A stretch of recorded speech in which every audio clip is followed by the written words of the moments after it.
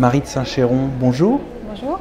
Alors le secret des affaires chez Safran, comment ça se passe? Le secret des affaires chez Safran, comme dans toutes les entreprises françaises, n'est pas bien protégé par le droit, puisque la France ne dispose pas d'un dispositif légal, juridique, qui protège tout ce qui relève du secret des affaires, c'est-à-dire les secrets de fabrication, les secrets commerciaux, et qui ne sont aujourd'hui protégés que par les contrats de confidentialité essentiellement, les contrats de travail, les contrats de fourniture avec les partenaires ou les fournisseurs.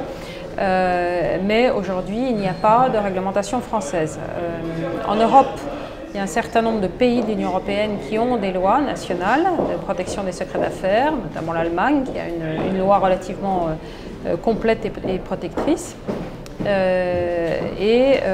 Donc le projet de loi français, nous le soutenons absolument parce que nous en attendons un dispositif qui remédiera à ce manque pour les entreprises. Et justement, comment vous appréhendez le secret des affaires? Est-ce qu'il y a une véritable politique chez Safran en la matière? Alors, il y a une politique qui ne s'appelle pas politique de la protection des secrets d'affaires. C'est une notion qui, juridiquement en France, étant pas reconnue, je dirais, ne donne pas lieu à une politique d'entreprise telle qu'elle.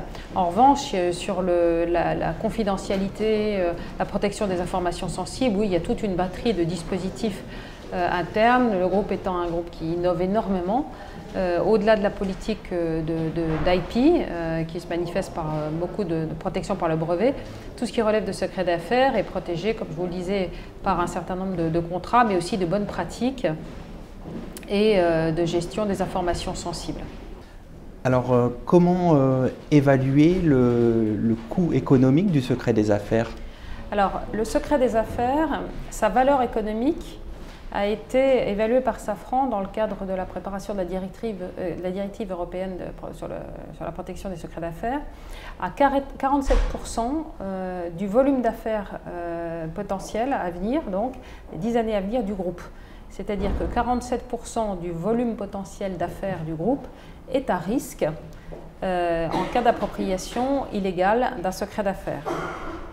Pratiquement, on peut l'illustrer par la part non protégée ou protégée par le secret d'affaires, c'est-à-dire de façon non efficace aujourd'hui, tenant compte du vide juridique, notamment français.